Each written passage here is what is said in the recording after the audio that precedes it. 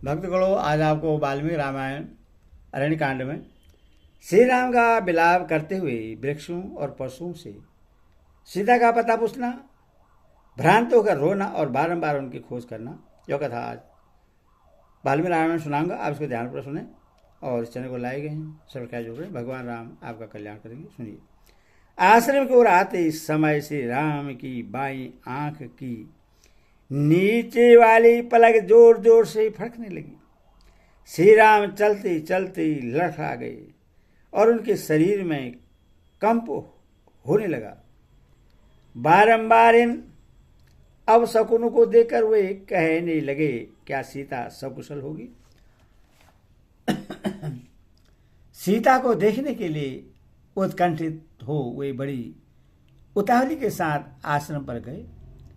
वहां कुटिया सुनी देख उनका मन अत्यंत उद्विग्न हो उठा। रघुनंदन बड़े बेग से इधर उधर चक्कर लगाने और हाथ पैर चलाने लगे। उन्होंने वहां जहां तहां बनी हुई एक एक पर्णशाला को चारों ओर से देख डाला, किंतु उस समय उससे सीता से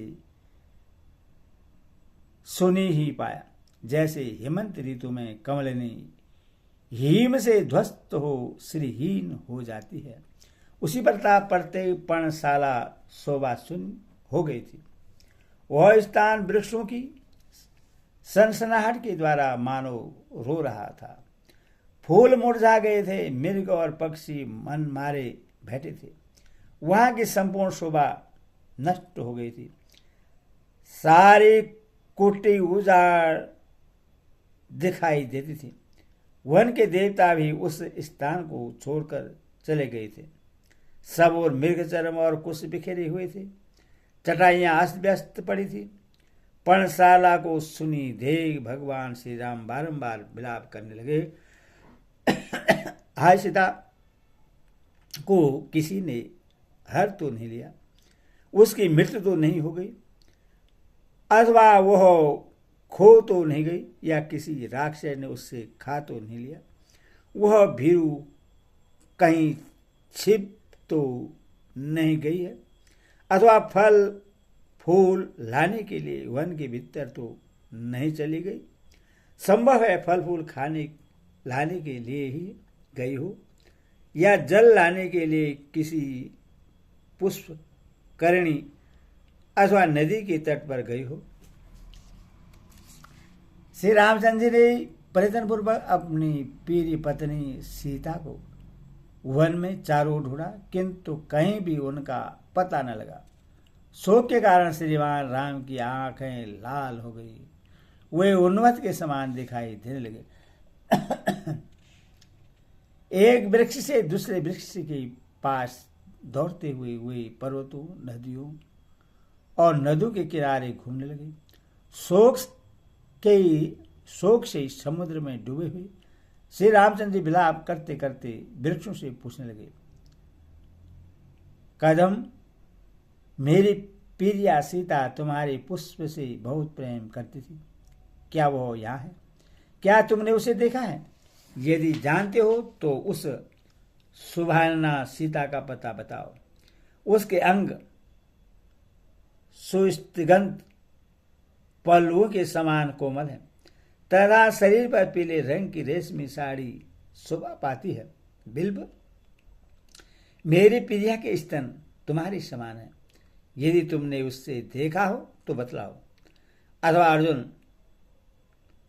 तुम्हारे फूलों पर मेरी प्रिया का विषय अनुराग था, अथवा तुम्हें उसका कुछ समाचार बताओ। कृष्णांगी जनक किशोरी जीवित है या नहीं? यह कुभ अपने ही समान उरुवाली मिथिलेश कुमारी को अवश्य जानता होगा, क्योंकि यह वनस्पति लता पल्व तथा फूलों से संपन्न हो बड़ी शोभा पा रहा है। ककुभ, तुम सब वृक्षों में श्रेष्ठ हो, क्योंकि ये भरमर तुम्हारे समीप आकर अपने झंकारों के द्वारा तुम्हारा यशोगान करते हैं। तुम्हें सीता का पता बताओ।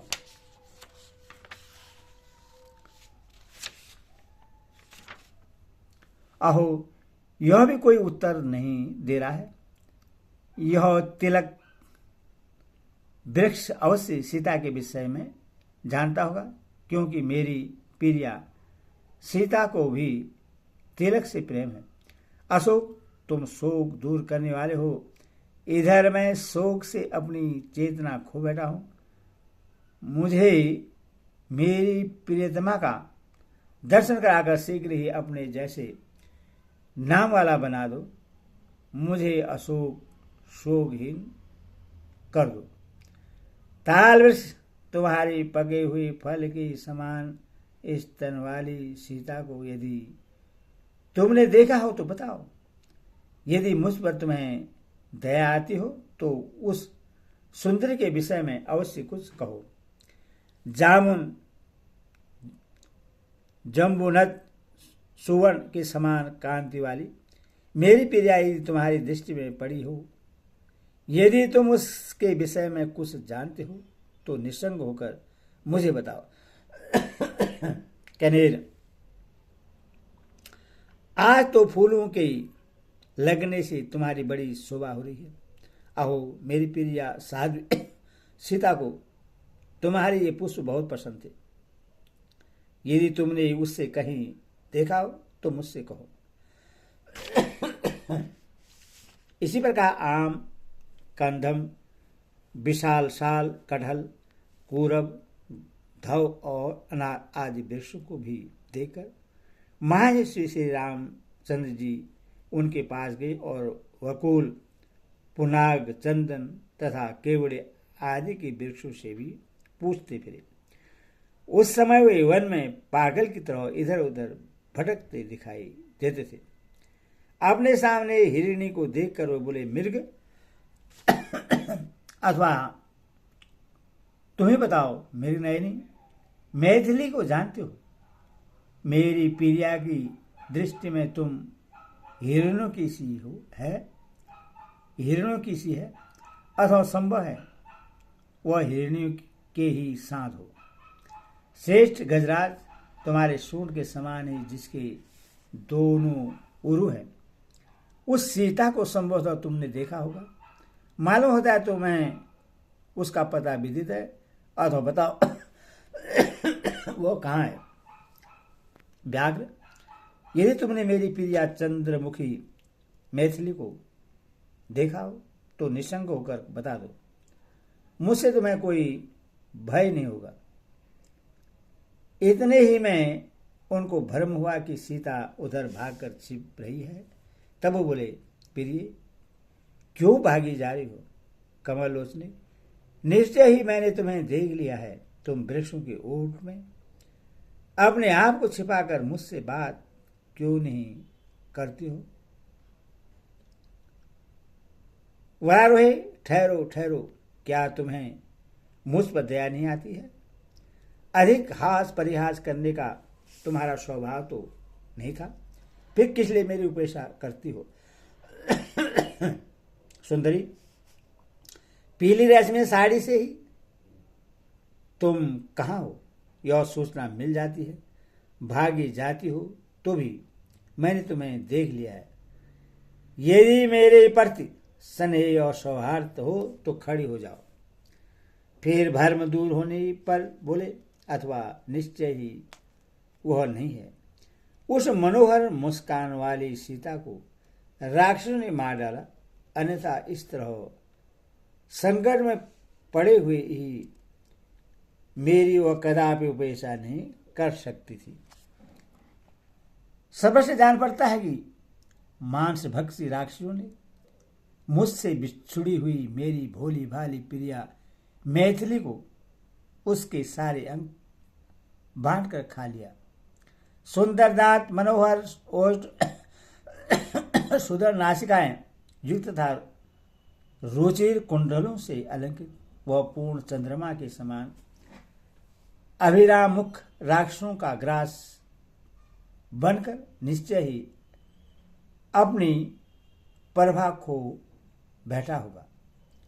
रोती बिलखती हुई प्रियतमा सीता की वह चंपा के समान वर्ण वाली कोमल एवं सुंदर गिरवा, जो हार और हसीली आदि आभूषण पहनने की योग्य थी, निशाचरों का आहार बढ़ गई।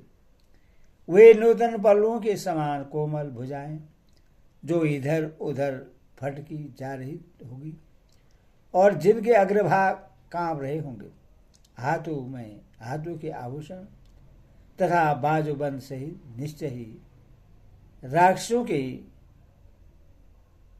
पेट में चली गई। मैंने राक्षसों का भक्ष्य बनने के लिए ही उस बाला को अकेली छोड़ दिया। यदि भी उसके बांधव बहुत हैं, तथापि वह यात्रियों के समुदाय से विलग हुई किसी अकेली स्त्री की भांति निशाचरों का ग्रास बन गई। हे महाबाहु लक्ष्मण, क्या तुम कहीं मेरी प्रियतमा को देखते हो? हा प्रिय, हा भद्रे, हा सीते, तुम कहाँ चली गई? इस तरह बारंबार विलाप करते हुए श्री रामचंद्र जी एक वन से दूसरे वन में दौड़ने लगे। वे कहीं सीता की समानता पाकर उद्भ्रांत होते, उछल पड़ते और कहीं शोक की प्रबलता के कारण विभ्रांत हो जाते, भटमर की भांति चक्कर काटने लगते थे। अपनी प्रियतमा की खोज करते हुए वे कभी पागलों की सी चेष्टा करने लगते थे। उन्होंने बड़ी दौड़ धूप करके कहीं भी विज्ञान न करते हुए वनों, नदियों, कहीं दौड़ धूप करके कहीं भी विश्राम न करते हुए वनों, नदियों, पर्वतों, पहाड़ी, झरनों और विभिन्न काननों में घूम घूम कर अन्वेषण किया। इस समय मिथिलेश कुमारी को ढूंढने के लिए वे उस विशाल एवं विस्तृत वन में गए, जहां सब में चक्कर लगाकर थक गए तो भी निराश नहीं हुए। उन्होंने पुनः अपने प्रियतमा के अनुसंधान के लिए बड़ी भारी परिश्रम किया। इस प्रकार 12वें आज रामायण आदि काव्य अरण्य कांड का 60 पूरा हुआ। बोलो सियावर राम।